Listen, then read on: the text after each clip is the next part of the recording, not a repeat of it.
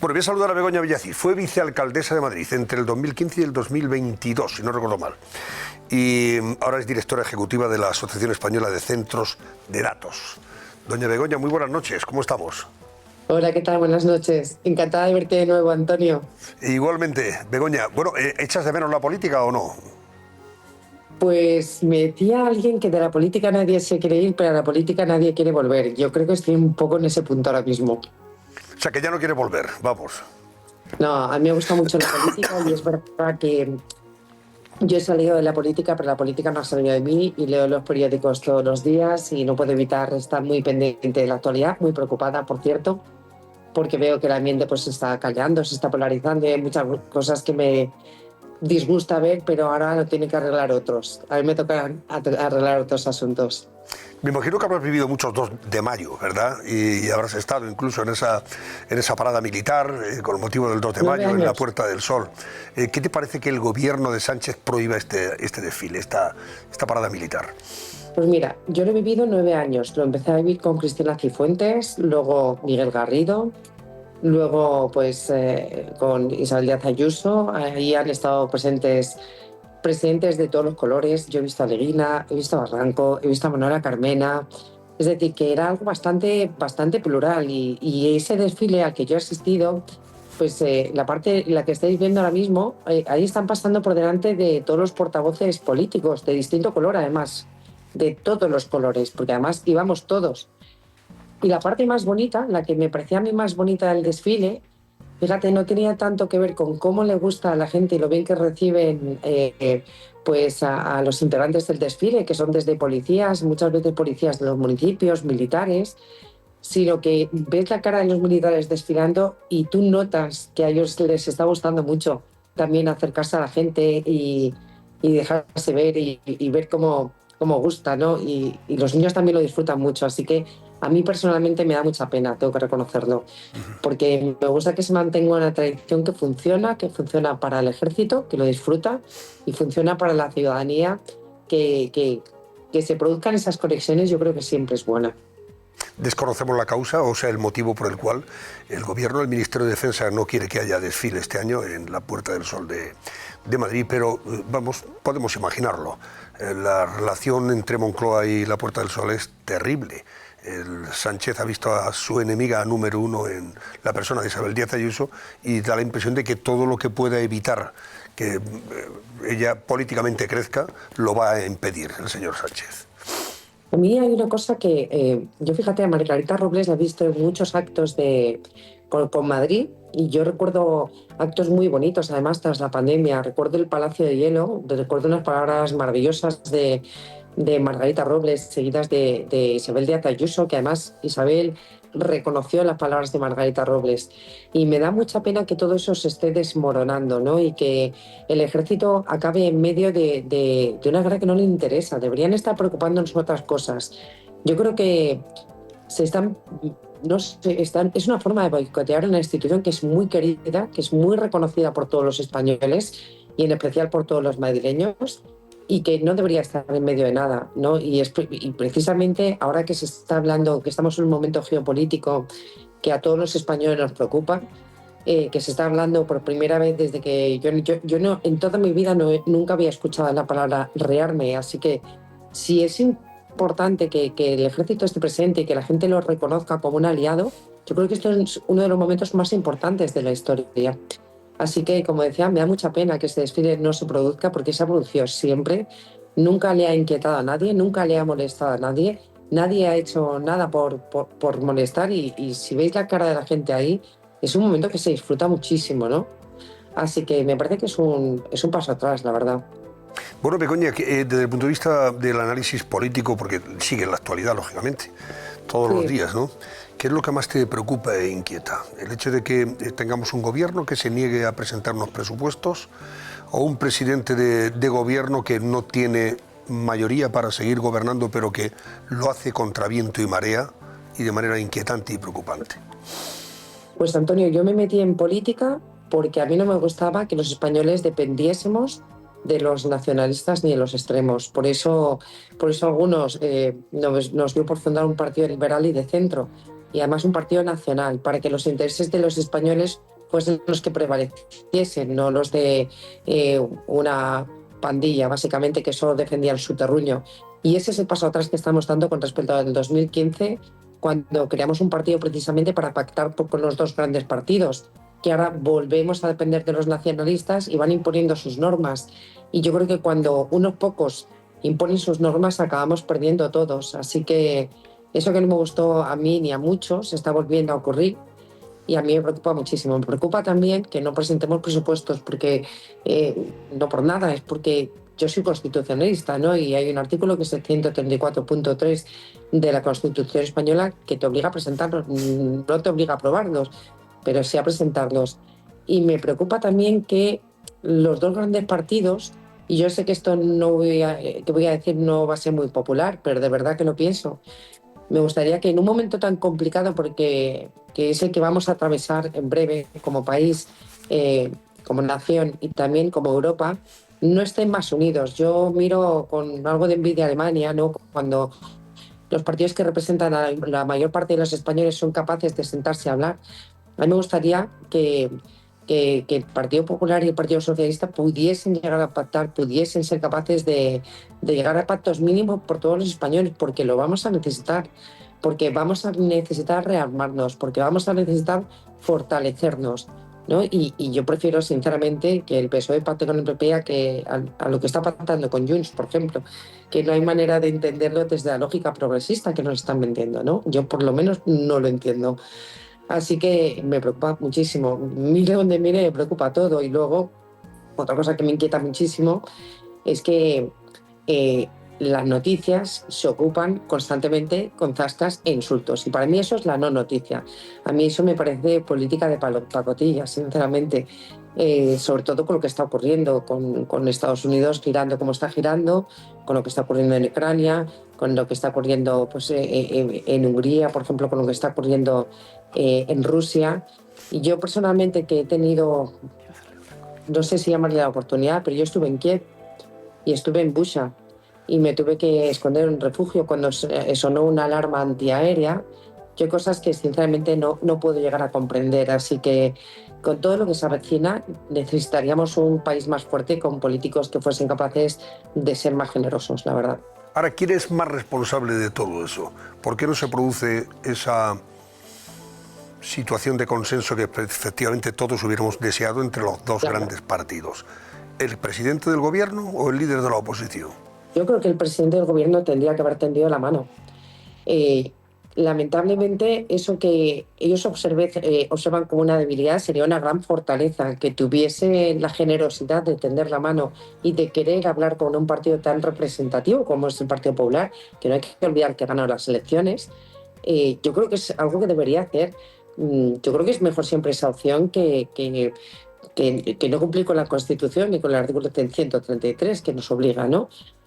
Así que sí, por supuesto, ambos tendrán parte de responsabilidad, pero quien tiene que presentar los presupuestos, obviamente, tiene mucha más responsabilidad. ¿Quién, de los casos de corrupción que ahora mismo se investigan y que afectan al presidente del gobierno y al PSOE, de los dos casos concretamente de su familia, cuál es el que te resulta a ti más grave? Yo creo que lo que ha ocurrido en el gobierno y las explicaciones que quedan por dar dentro de los ministerios más significativos y a nivel de la Secretaría. Y cada día descubrimos algo más y a mí me da la sensación de... Esto me lleva mucho al 2015, los pactos con nacionalistas, la corrupción campando.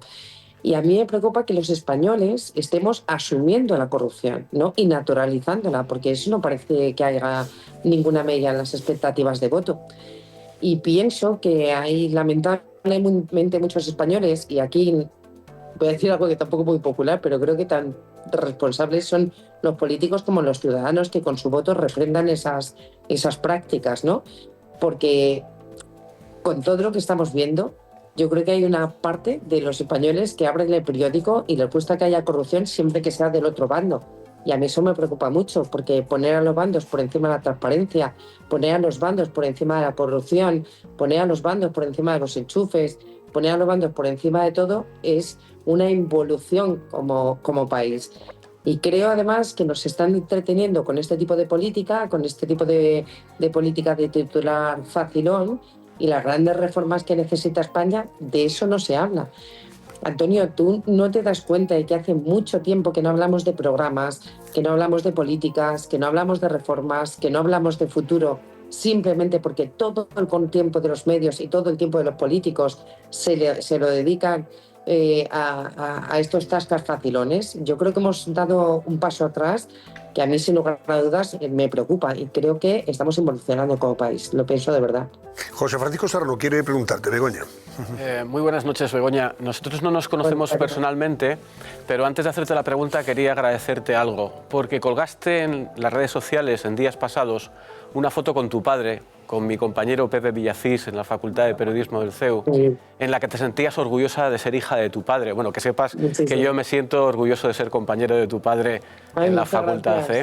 Entonces, bueno, quería decirte esto, aprovechar la oportunidad, porque me parece que este es un dato humano muy importante para una persona como tú, ¿no? Pues tú formabas parte de un partido político que representaba a una parte de la sociedad española, ¿no? Yo no te voy a preguntar si crees que esa parte de la sociedad española ahora está desamparada, ¿no? Pero te podía hacer la pregunta de otra manera, ¿no? Ese proyecto político se acabó, desapareció. ¿Qué es lo que dejó de herencia ese proyecto político, lo que se ha recuperado y lo que no se ha recuperado del proyecto político que vosotros representasteis? Pues yo creo que dejó en herencia, y bueno, yo lo pienso de verdad, pero si fuese verdad, pues igual hubiésemos prosperado en las elecciones, no fue así. Pero es verdad que a día de hoy no se conoce ni un solo caso de corrupción, que cuando nos pudimos repartir jueces no lo hicimos, que cuando nos pudimos repartir teles tampoco lo hicimos, que en todos los sitios donde estuvimos aprobamos normativas de transparencia. Creo que nosotros hicimos un gobierno donde la lealtad fue nuestra insignia.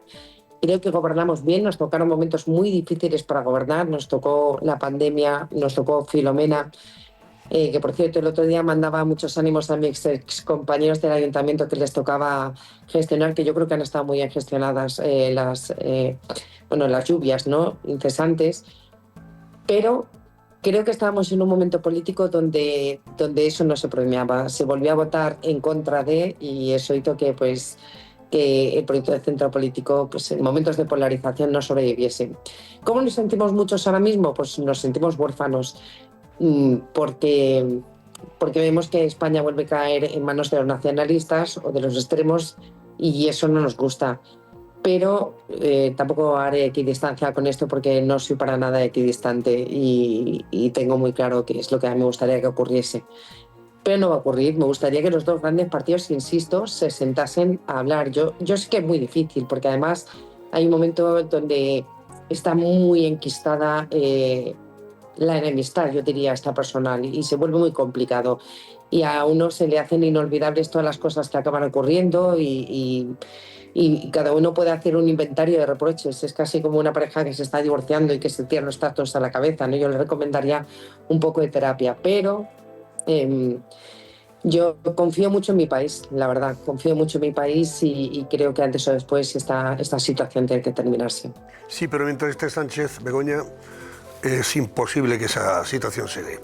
Mientras Sánchez siga en la Moncloa y siga al frente del Partido Socialista, es imposible que aquí se recupere el consenso y la concordia entre las formaciones políticas que están llamadas efectivamente a liderar este país. Y eso lo ha demostrado ya con creces. Este señor ha levantado un muro. Lejos de dar la mano, lo que hace es levantar un muro, para impedir que los adversarios políticos puedan llegar al poder incluso. O sea, quiere que no haya alternancia, en definitiva. Bueno, pero para eso están los españoles y para eso están las elecciones. Claro. Al final, uno quiere una cosa, yo lo he querido como vicealcaldesa, pero al final son los ciudadanos los que mandan, y eso conviene que ningún político lo olvide nunca. Yo me acuerdo que yo a mis concejales siempre les decía, cuando mirábamos al ayuntamiento y todas las posibilidades que puedes hacer desde el gobierno, yo les decía, no os creáis esto es mentira, esto es pasajero, conviene que no te acostumbres nunca a un despacho, ¿no?, que vas a tener siempre de forma temporal, porque luego te tienes que ganar eso elección tras elección. Así que si hay algo que nos enseña España es que los ciudadanos españoles son capaces de cambiar. Lo han hecho muchas veces en este país, que es un país democrático, ha gobernado la izquierda y ha gobernado la derecha. Y yo creo que por encima más de todo está la democracia y que los españoles pues, van a tomar nota y van a votar en consecuencia. Vicente, ¿qué decías? Una cosa, es que yo creo que no ha quedado claro. Se le preguntó a Robles por qué este año no iba a haber desfile. Y entonces dijo que es que no era una fiesta militar. Entonces, eso es completamente falso. Si hay una fiesta militar en la historia de España, es la del 2 de mayo, donde el pueblo y el ejército luchan contra el invasor. Y además eso me hace pensar una cosa. La Semana Santa sí que no es una fiesta militar, que va a quitar a la Legión de Málaga. No des ideas. No sé. No des ideas. No, pero es el mismo argumento. Si el 2 de mayo no es una fiesta militar, pues la Semana Santa menos, ¿no? Sí, sí. Y entonces, simplemente que es un hecho, yo creo que no es un hecho contra Madrid, yo creo que es un hecho directamente ya contra Ayuso para intentar quitarle cualquier tipo de brillo, de protagonismo, ¿no? Y además es que lo que estaba muy bien la señora Villacís es que por ahí han pasado los representantes de todos los partidos políticos, absolutamente todo, y nunca ha habido ningún problema. Todo el mundo estaba muy orgulloso. Es un desfile muy pequeñito, el que no sea de Madrid, que no piense que es un desfile como la castellana, es un desfile de chiquitín, donde van unas pocas unidades, donde va la policía y donde va la Guardia Civil, y se acabó. O sea, una parada es que va la policía, va la Guardia Civil y muchas veces, insisto, van policías de municipios que se les invita a ir ese día. Es como pequeñito, pero yo creo que concretamente los integrantes del desfile lo disfrutan mucho, ¿no? Ven a los niños, no sé, es algo pequeño y como familiar, ¿no? Como muy íntimo. E insisto, en primera línea están los representantes de todos los partidos políticos. Así que yo espero que se vuelva a producir, porque la verdad yo no hacía daño a nadie, le gustaba el ejército, le gustaba la ciudadanía, y todo el mundo lo disfruta mucho. Es muy corto, además, no es algo ostentoso, no es algo como mucho pasa en un helicóptero, ¿no? Pero no, insisto que es muy bonito, que me daría mucha pena que no se hiciese, porque yo además tengo que reconocer que ese momento lo disfrutaba mucho. Maite, sí, ¿qué comentamos sobre Begoña, esto? buenas noches.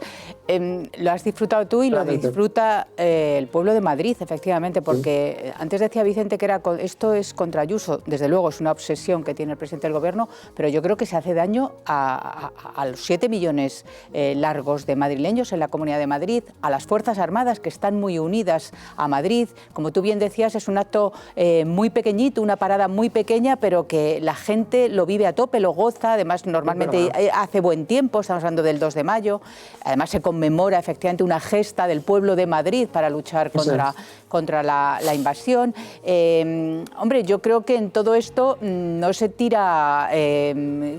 se va contra lo que se va, es decir, se va contra una tradición, contra las Fuerzas Armadas, se utiliza las Fuerzas Armadas. El señor Sánchez ha colonizado todas las instituciones, solo le quedaba también utilizar a las Fuerzas Armadas para hacer daño a una comunidad autónoma que no le es propicia, y yo creo que eso no lo ha digerido ni lo va a digerir nunca. Pero déjame, Begoña, que te diga, aparte del 2 de mayo, sí me gustaría decir antes, cuando hablabais del consenso y de cómo se pueden entender los partidos, yo creo que tú y el señor Almeida habéis sido un ejemplo durante muchos años, porque ahora tenemos Manuel Marín y Juanma Moreno en Andalucía también. Exacto, el presidente del Gobierno actual con su vicepresidenta segunda, con la señora Yolanda Díaz, están a tortas, simplemente se hacen fotos para llevarse bien, pero evidentemente están completamente enfrentados, no se entienden. Ahora lo estamos viendo en el asunto de defensa.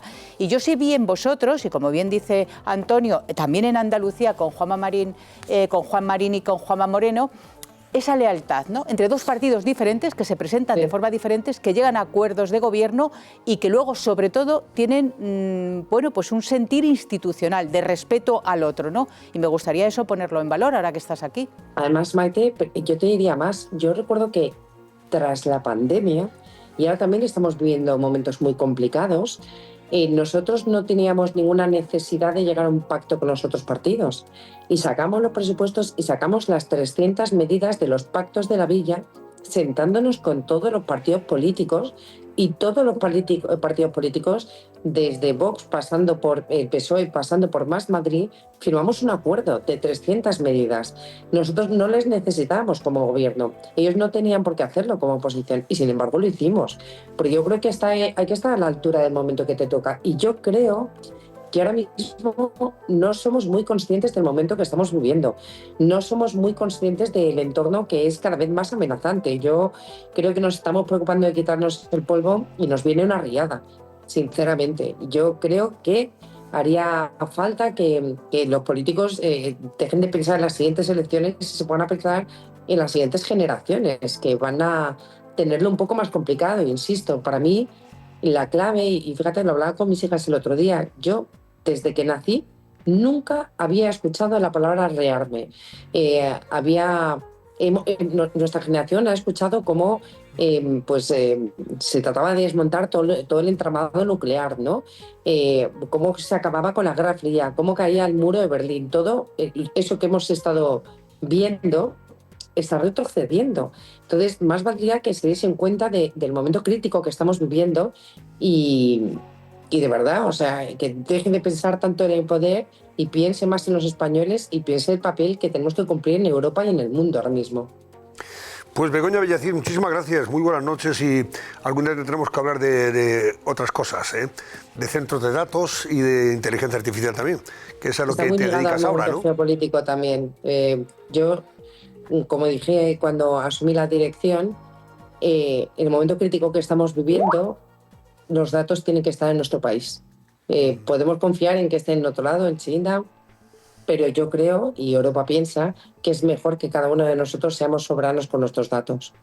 Lo de China puede ser un tema interesante que algún día tendremos que hablar, Begoña. Sí, pero tenemos al presidente muy inclinado con China. No sé, hay quien piensa que, en fin, quiere cambiar Estados Unidos por China, y no sé si eso es muy inquietante también, ¿eh? Bueno, os mando un abrazo a todos. Antonio, bueno, a todos los que con los que he hablado, pero muy en especial al compañero de mi padre, que os lo voy a decir en cuanto termine la emisión. Muchas gracias, Begoña. Gracias, Begoña. Hasta siempre, un abrazo. Hasta siempre. Hasta siempre. Es verdad, hoy no sé quién escribía, me parece que nuestros queridos compañeros en el debate hablaban sobre el asunto de China, no sé, Antonio Naranjo, ¿no? Sí. Cuidado con lo de China, que Sánchez está muy obsesionado con China.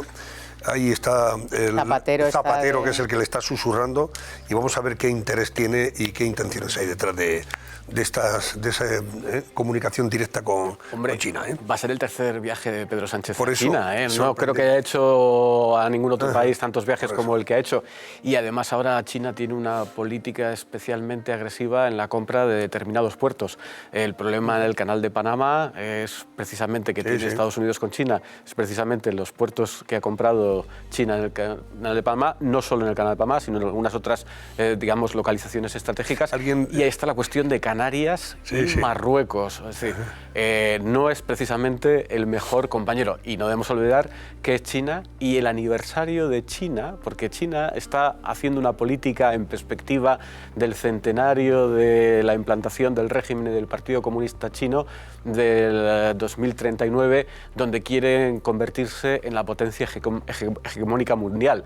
Que Sánchez sea el aliado preferente en Europa en este contexto geográfico con China es absolutamente preocupante. Tiene incluso hasta Otegi. Alguien asociaba el puerto de Bilbao con Otegi, que no se ha puesto una corbata en su vida, el proetarra, y el otro día recibió al embajador chino con su trajecito y su corbatita. Yo publico un artículo en el debate. Otegi, ¿pero esto de qué va? Para recibir al embajador chino. Y alguien dice, a ver si está detrás del puerto de Bilbao. Espérate, a ver, Yo lo escribía en el debate y recordaba que un señor que utilizaba pasamontañas, que eso se le daba mejor, se ha terminado poniendo una corbata, efectivamente, con un régimen que, bueno, como decía José Francisco, yo creo que es importante y está muy bien que estemos ahí. En nuestra política exterior tenemos que estar con todos, pero que debemos saber que es un régimen absolutamente dictatorial, que tenemos a un expresidente de embajador plenipotenciario, el señor Zapatero, con todas las dictaduras que se precien en el mundo, ¿no? Desde luego con Marruecos, con Venezuela, ahora con China, y quede claro, nuestros intereses comerciales están por encima de todo lo demás, pero yo creo que al presidente del Gobierno le falta también hacer un discurso en pro de los derechos humanos como hace con otras situaciones, ¿no? Pero aquí estamos hablando, claro, estamos hablando de países que le convienen. A mí me gustaría saber si le convienen a España o le convienen a él y a su asesor áulico, que es el señor Zapatero, por intereses que no son confesables. Eso es lo que me gustaría. Pues habrá que investigarlo, habrá que investigarlo.